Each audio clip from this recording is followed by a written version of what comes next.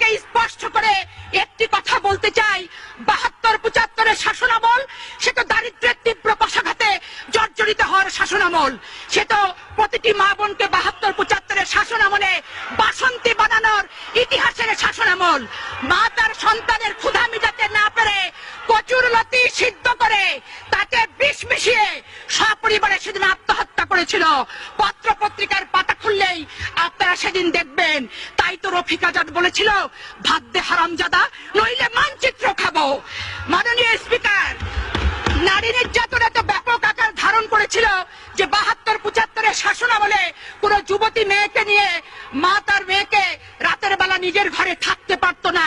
মুজিব বাহিনীর তাণ্ডবের অত্যাচারের অতিষ্ঠ হওয়ার কারণে রাত নামার সাথে সাথে মা তার যুবতী মেয়ের হাতটি ধরে জঙ্গলে আশ্রয় গ্রহণ করত। মাননীয় স্পিকার, শুধু এখানেই শেষ নয়, ১৯৭৪